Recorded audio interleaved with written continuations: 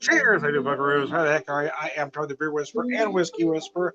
For the purposes of this video, as you may have guessed, I'm not really in this nice little kind of noir bar behind me with the jazz playing that keeps going in and out like we're in a Hitchcock movie. Just trying to set a mood, man. Anyway, I've got just a little bit of my double barrel left. My double barrel rye finished in sherry cask. I'm going to use the very last of it here. Oh, yeah, I'll be using shot glass just so I know exactly how much I am pouring. There's not a whole lot left, you know. Just a hair. This glass holds an ounce and a half, so it's just under that. We're probably at about an ounce and a quarter.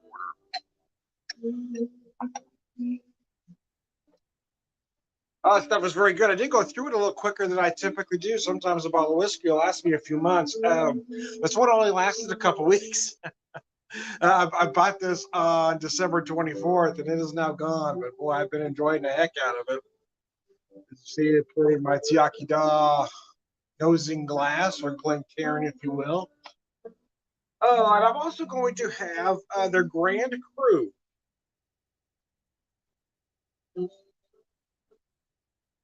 It's they call it a dark beer with tart cherries. It is a bourbon barrel aged as well at 7.5%, I do believe. I'll pour that right in front of you as well. No hidden camera tricks here.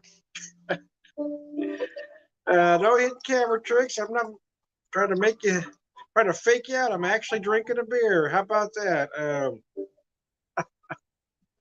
Anyway, I digress. Show you how gorgeous that pours, though. Oh my lord, that's wicked. Using my Springfield Brewing Company tulip here. I kind of like the looks of this bar, so I picked this back.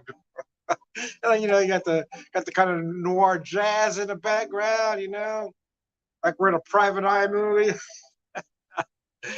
Anyway, we've had some things going on here, and I haven't really commented. I've been kind of acting like that's the draw, because I didn't want to say anything quite yet, but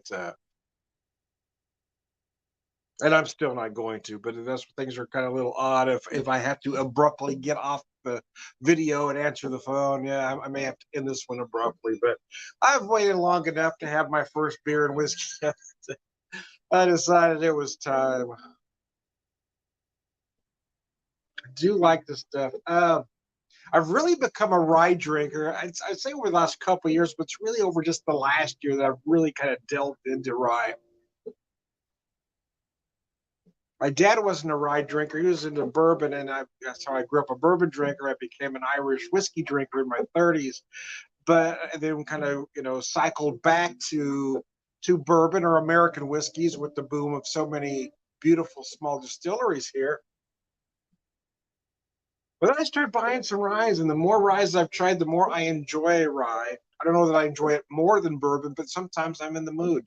You know, I guess it always makes me wonder why, you know, there's so much animosity between certain whiskey drinkers, between Scotch drinkers, Irish drinkers, bourbon. One always wants to make fun of the other one. I think there's room for us all, man. Sometimes, I'll be honest with you, I'm in the mood for Scotch less than any other whiskey. But yeah, sometimes you want that big, you know,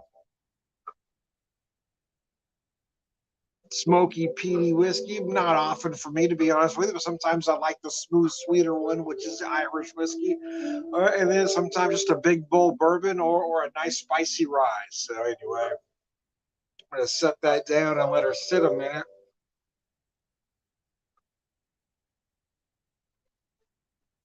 7.5% this thing is, and it's absolutely gorgeous. You can feel those cherry notes on the nose. Big and malty, but you feel those bourbon barrel notes as well.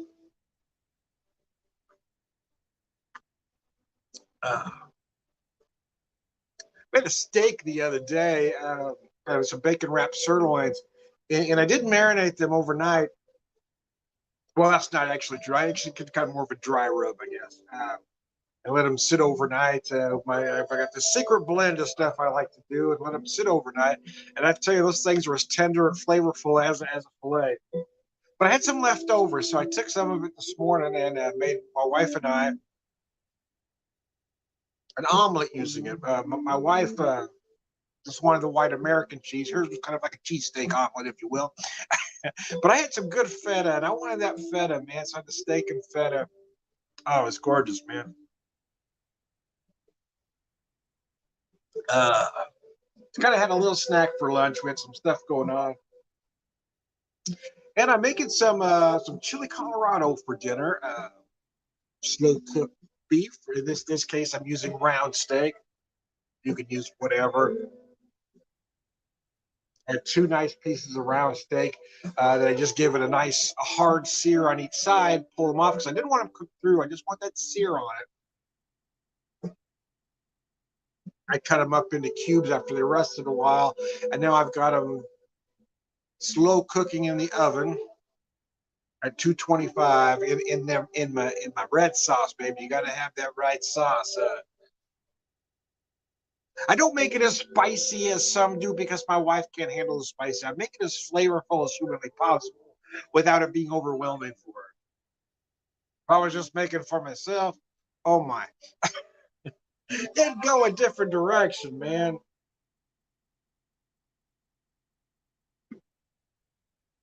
My phone just beeped. Let me check it real quick. Like I said, I've been kind of waiting to have anything to drink today. I was going to start about an hour ago, and then something came up. So I said, well, I'll wait a little bit. And I said, well, I'm going to go ahead after I got my dinner all, well, it's in the oven. It's not done, but it's all prepped. So yeah, we're going to have some cheese and onion enchiladas, and then topped with the chili Colorado beef and the slow simmered beef in the red sauce. Some would call it chili rojo. There's a kind of a fine line between chili Colorado and chili rojo, roja. Typically, so this isn't really true, but this is how I differentiate the two for me. That's why my wife knows what I'm cooking. Is that if I'm making chili rojo, I'm using pork. If I'm using chili Colorado, it's beef. That's not a hard fast. That's not really the difference in all honesty, but that's how I differentiate them. No. Okay. Just want to make sure it wasn't my wife trying to get a hold of me.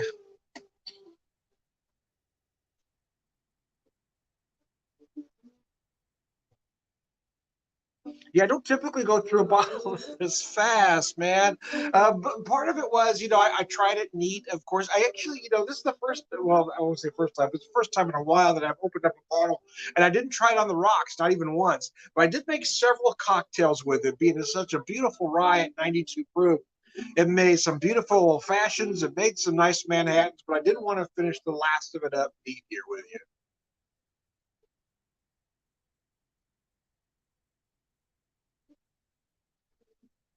Yeah, we did. I did a 7 o'clock video yesterday, which I typically do on a Friday, but I typically also do a 9. I did not. I just did the one and shut it down. I was tired. We had a long week. Uh,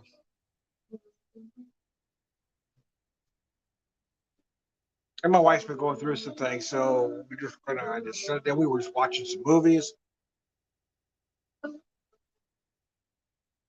I'm buying a lot of digital movies over the last year, but see, I always have a price in my head how much I'm willing to pay for a specific movie. There's certain movies I want. Sometimes I'm trying to, complete a series or something. Uh, and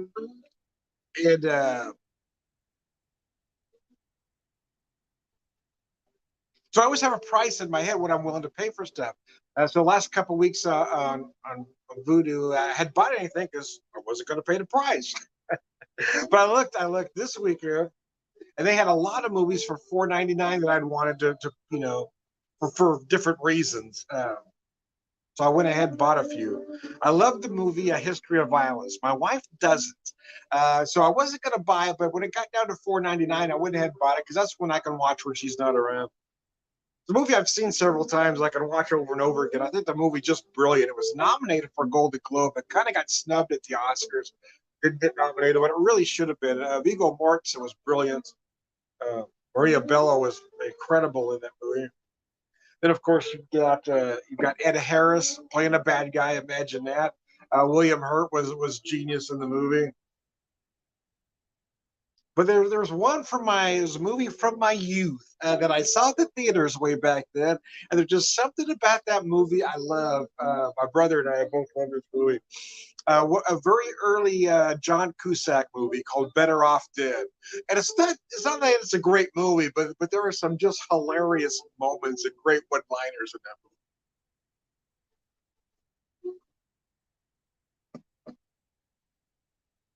It's a shame when I tried to remember. I'm going to paraphrase slightly. It's a shame when folks be throwing away a perfectly good white boy.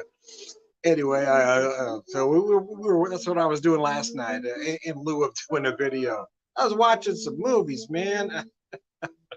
It was nice though. We just kind of relaxed, and I was trying to mostly help her relax, watch a stupid movie, you know.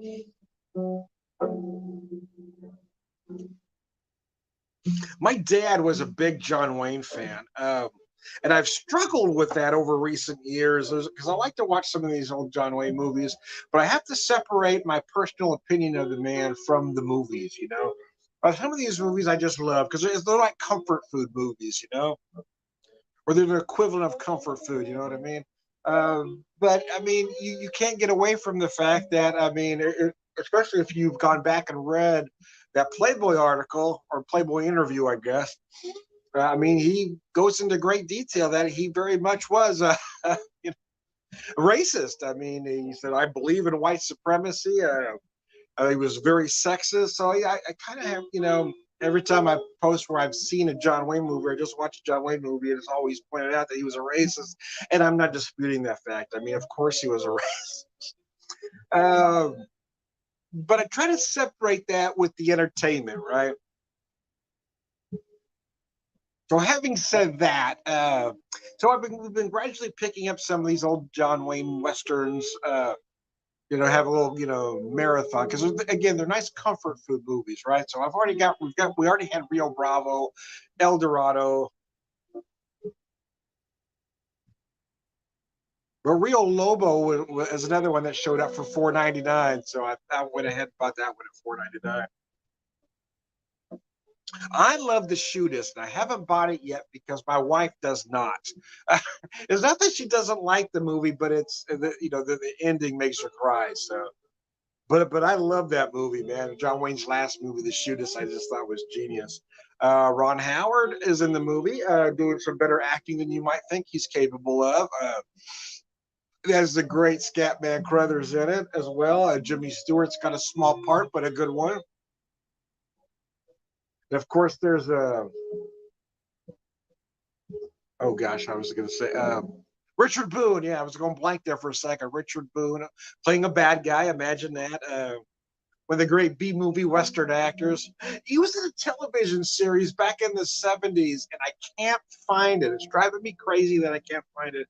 Well, it wasn't exactly a series, I guess. It was one of those, I can't remember. It was like these, you know, once a month movies, I guess. And the character was Heck Ramsey, and I've been trying to find it anywhere, and I cannot locate it. It's like it never existed, only in my mind. But I know it existed, man. I would just love to find that series.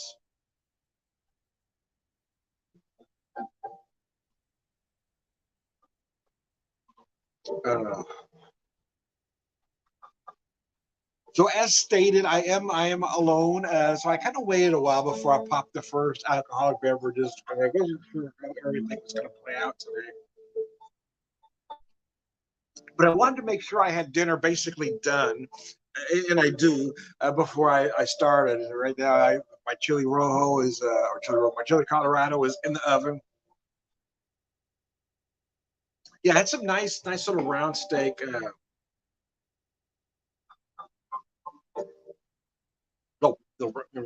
I don't know what I'm looking for. I had some round steak. It was about I don't know, about a half-inch thick cuts.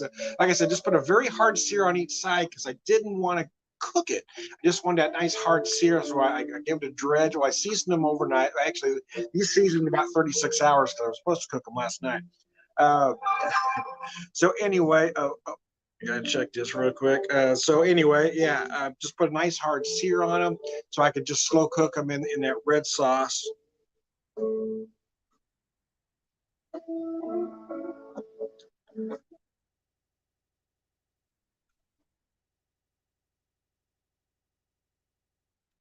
Answer my wife real fast here. Here we go. Uh, yeah, I will explain later. I just don't want to say anything right this particular second.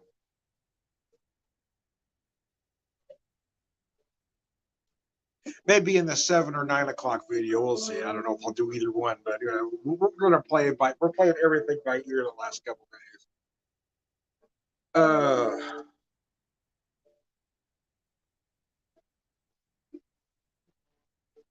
So yeah, I had this nice round steak, and I tenderized it and pounded it out to get it down to about like that. And like I said, I seasoned it to give it a dredge, and then just kind of give it a hard sear on each side. And now it's sitting in the oven at about 2 1/4. Just getting happy inside that sauce. But what I love about that is, the sauce is adding flavor to the steak, but the steak is adding flavor to the sauce. It was really good. I make a damn fine red sauce, if I do say so, for a gringo. I make a damn fine red sauce for a white guy. Man, I tell you, I don't know what the thing is. I have this just affinity for Mexican food. I always have. But growing up in California, has great Mexican food, very authentic Mexican food. But then I was transferred to back in the late 90s. I spent about a year in Las Cruces, New Mexico, and then about a year in El Paso, Texas. So I learned there. So here's the thing: people say that's Tex-Mex. Well, maybe technically, but El Paso's kind of a land all to itself, right? The Mexican food in El Paso is quite different than the Tex-Mex in the rest of the country. You're just going to have to trust me. So what I've done over the years, though, is just kind of an amalgam of my California upbringing to New Mexico, because New Mexico, they do this flat enchilada I love. It was the first place I'd ever had enchiladas montadas, which is an enchilada with an egg on top. Oh, my Lord. Possibly the world's most perfect food. And in El Paso, of course, California, Las Cruces, and El Paso. So I've kind of, combined those things. And the spice palette is slightly different.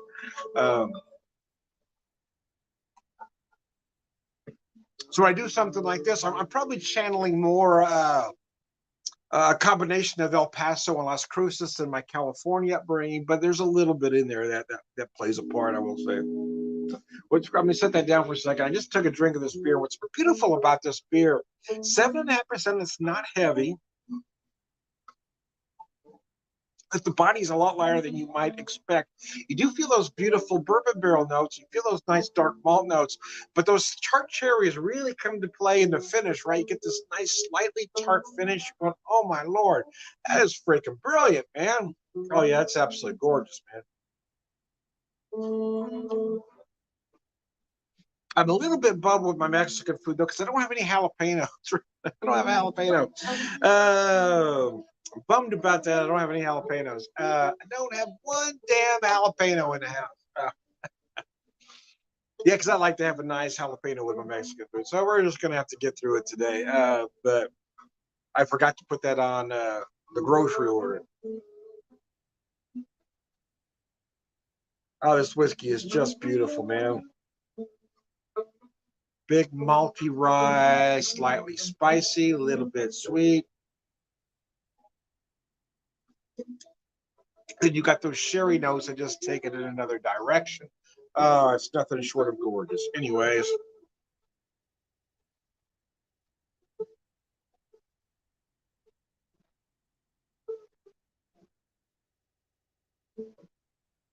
As we finish that up,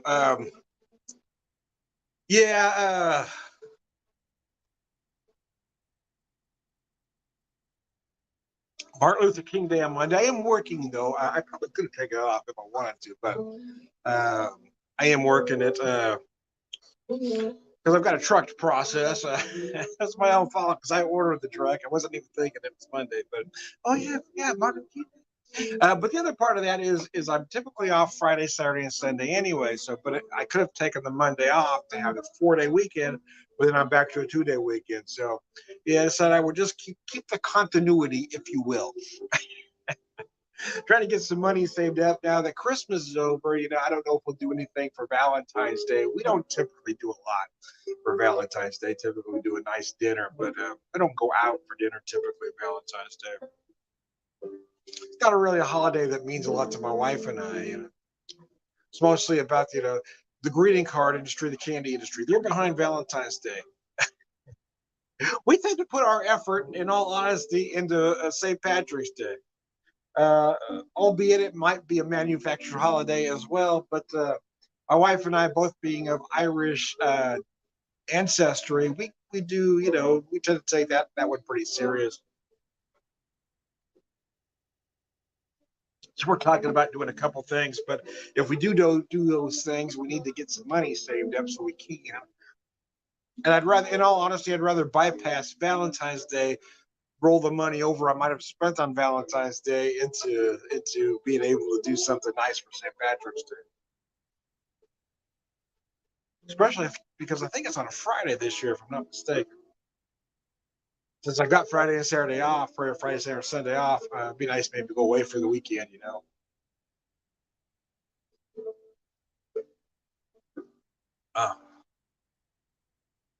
Oh, this beer is beautiful, man. You're beautiful, babe. Don't ever change. Oh, it's gorgeous, man.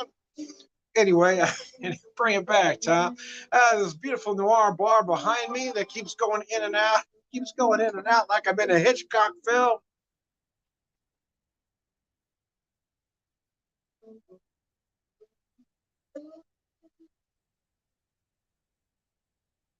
Anyways, I am Tom the Whiskey Whisperer, Whiskey Evangelist, prolific whiskey drinker.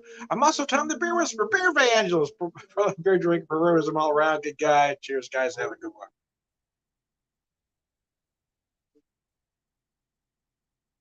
Ah.